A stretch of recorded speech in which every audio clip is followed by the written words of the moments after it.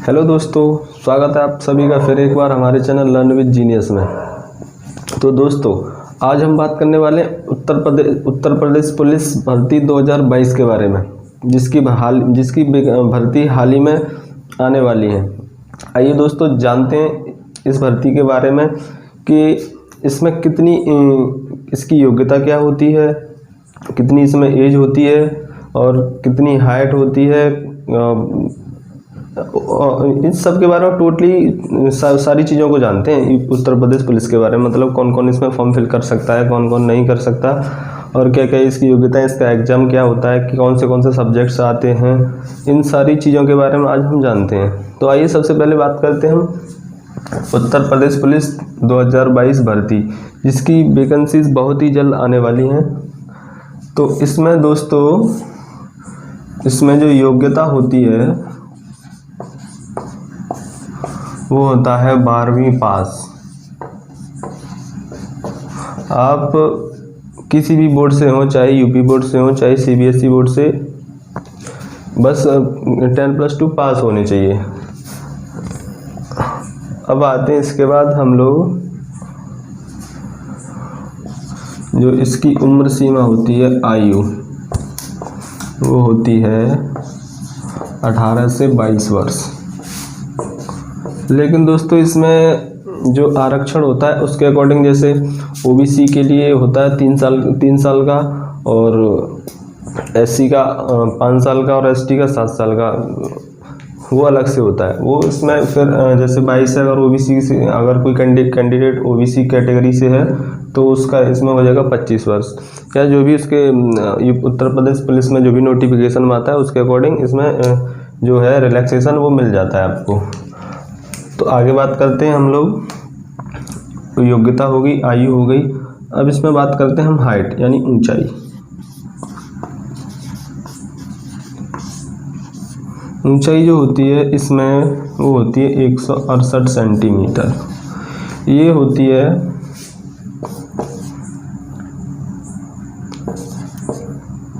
General, OBC और SC.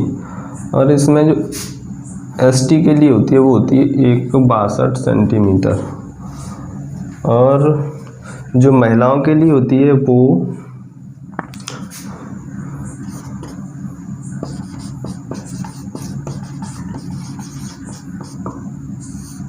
महिलाओं के लिए हाइट होती है इसमें 152 सेंटीमीटर। 152 सेमी। चाहे महिला किसी भी कैटेगरी से हो, हाइट उनके सभी के लिए इक्वल है 152 सेंटीमीटर। और जो महिलाओं की जो आयु होती है वो होती है इसमें 18 से 25 वर्ष। आइए दोस्तों आगे और जानते हैं और क्या क्या होता है इसमें। योग्यता, आयु, ऊंचाई और महिलाओं की हाइट और आयु। अब देखते हैं पुरुषों के लिए इसमें एक चीज़ और होती है, सीना, जो चेस्ट जिसे बोलते हैं। चेस्ट होता है इसमें 79 सेंटीमीटर से 84 सेंटीमीटर। जो 79 होता है ये बिना फुलाए होता है, जबकि इसमें 5 सेंटीमीटर का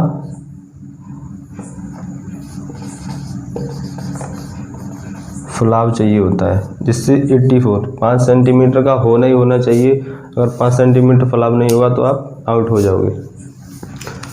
ये तो हो गई इसकी योग्यताएं, जो कि आपके पास होनी चाहिए, तभी आप फॉर्म फिल कर पाओगे। तो 12वीं पास होना चाहिए, आयु 18 से 22, वो कैटेगरी के अनुसार जो रिलैक्सेशन होता है वो अलग से मिलता है। हाइट 168 सेंटीमीटर होनी चाहिए, महिलाओं के लिए 152 सेंटीमीटर, और जो सीना है पुरुषों के लिए वो 79। तो दोस्तों आगे जानते हैं इसमें।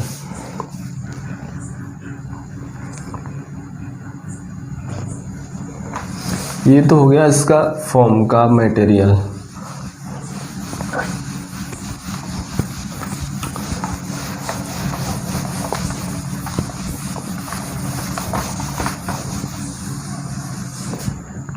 अब जान लेते हैं इसका एग्जाम।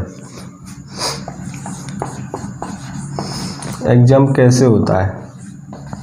दोस्तों इसका जो एग्ज़ाम होता है वो होता है ऑफलाइन।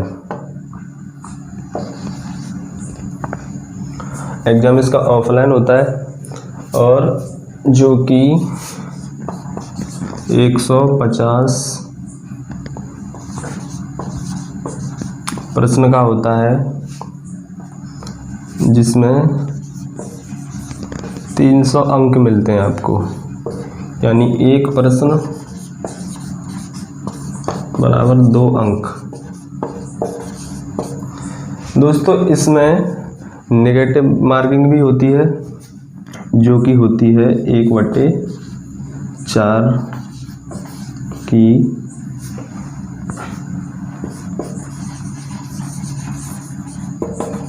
Negative marking. ये तो होता है इसका एग्जाम। 150 प्रश्न आते हैं, 300 अंक के होते हैं, एक प्रश्न 2 अंक, 1/4 की नेगेटिव मार्किंग। ये तो होता है इसका एग्जाम। इसका एग्जाम होता है ऑफलाइन। अब जानते हैं इसका एग्जाम में कौन से सब्जेक्ट्स आते हैं, वो चीज़ और देख लेते हैं।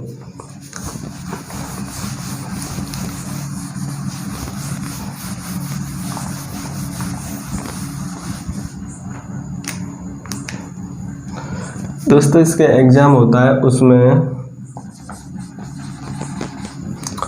4 सब्जेक्ट आते हैं,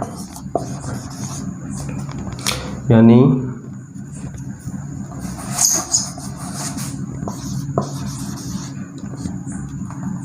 सब्जेक्ट आते हैं इसमें हिंदी, चलो हिंदी के प्रश्न आते हैं 38 प्रश्न।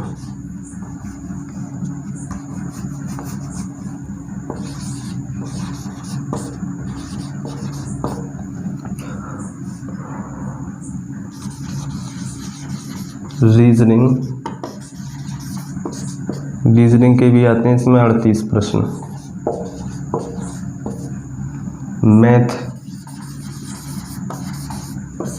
मैथ के आते हैं इसमें 37, जिसमें से 18 से 19 क्वेश्चन तो मैथ के आते हैं, प्लस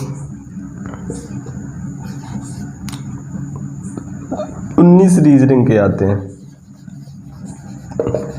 जिससे जो रीजनिंग होती है ना वो ऑल अबाउट लगभग 55 नंबर के आसपास की टोटल आती है रीजनिंग, जो कि 19 से 18 या 19 नंबर, 18 या 19 प्रश्न जो होते हैं वो इसके मैथ में मिक्स आते हैं, लेकिन जो होते रियली में रीजनिंग के हैं। अब देखते हैं इसमें जीएस, इसके भी 37 आते हैं।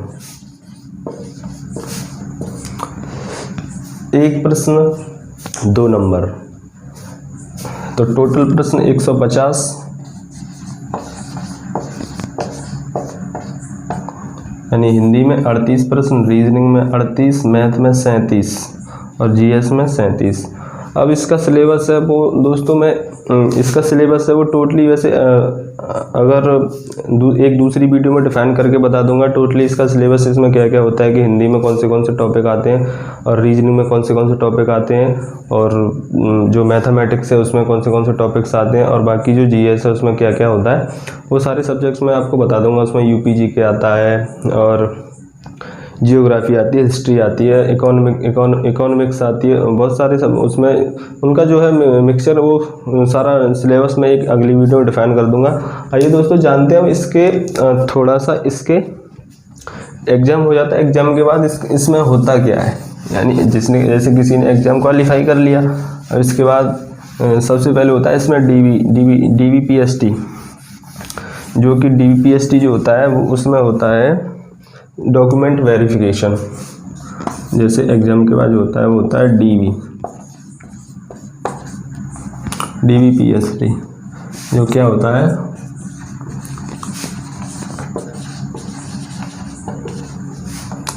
Document verification.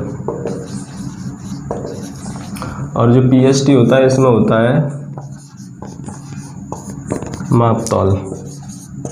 डॉक्यूमेंट वेरिफिकेशन में जैसे आपने जब फॉर्म फिल किया होगा तब उसमें आपने डॉक्यूमेंट्स लगाए होंगे, हाई स्कूल की मार्कशीट है, इंटरमीडिएट की मार्कशीट है, आपका जाति, निवास, आधार कार्ड, जो भी डॉक्यूमेंट्स आपने लगाया हो वो सभी वहाँ पे जांच होंगे। और उसके बाद जो होता है इसी के साथ डीवी के साथ जो मापतौल, यानी कि आपकी हाइट वो चेक की जाएगी और आपका जो सीना है वो चेक किया जाएगा। ये दो चीज़ें पीएसटी में होती हैं। जब आप इस चीज़ को क्वालिफाई कर जाते हो तब आप अगले स्टेप के लिए क्वालिफाई होंगे। जैसे आगे होता है इसमें रनिंग होती है, वो होती है 4800 मीटर।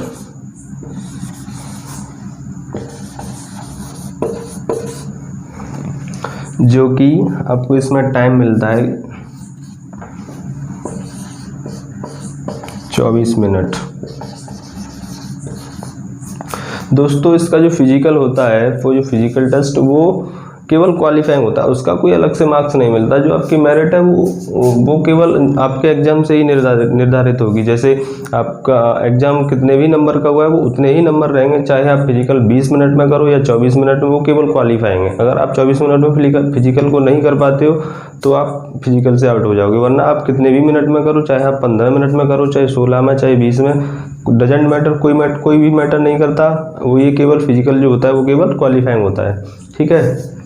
अब इसके बाद यानी कि जो DVPST होता है, इसमें जो होती है एक पहले कट ऑफ आती है, यानी कि इसमें 2 मेरिट लिस्ट आती हैं। एक पहली आती है जिसमें जितनी भी वैकेंसी होंगी उसके लगभग 3 गुने बच्चे बुलाते हैं, क्योंकि जो फाइनल मेरिट अगर एक ही मेरिट लगेगी तो फिर बच्चे काफ़ी चीज़ों में फेल हो जाते हैं।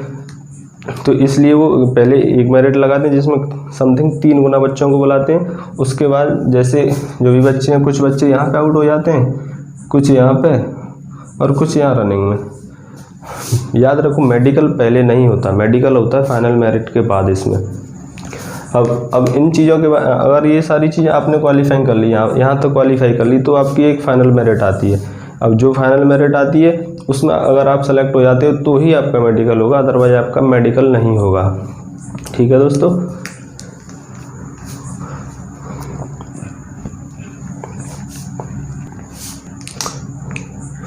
तो दोस्तों अब बात कर लेते हैं कि इसकी जो वैकेंसीज हैं वो कब आने वाली हैं। तो दोस्तों इसकी जो वैकेंसीज हैं वो बहुत ही जल्द आने वाली हैं, यानी कि आगामी समय में कभी भी आ सकती हैं, क्योंकि उत्तर प्रदेश यूपी पुलिस विभाग, उत्तर प्रदेश सरकार का एक ऑफिशियल संस्था है जो यूपी से संबंधित सारी खबरें देती है और वो ऑफिशियल ही होती हैं।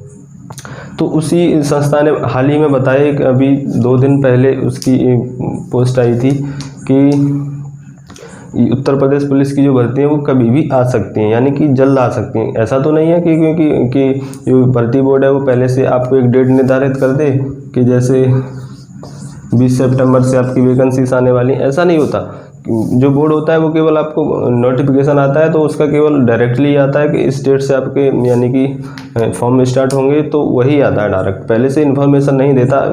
ये सारी चीज़ें तो पता चलता है अपने अपने सोर्सों से। ठीक है। तो दोस्तों मेहनत करते रहिए। अगली वीडियो में इसका सिलेबस को डिफाइन करूँगा और कैसे कैसे इसकी स्ट्रेटजी बनानी है वो सारी चीज़ें मैं आपको अगली वीडियो में बताऊँगा। तो दोस्तों कैसी लगी आज की वीडियो, आप इसकी राय हमारे कमेंट बॉक्स में ज़रूर बताएं। धन्यवाद दोस्तों। हमारे एक और बात कि आप हमारे चैनल को लाइक और सब्सक्राइब ज़रूर करें, जिससे आने वाली वीडियोस जो हैं उनका नोटिफिकेशन आपके पास पहुंचता रहे। थैंक यू दोस्तों। जय हिंद।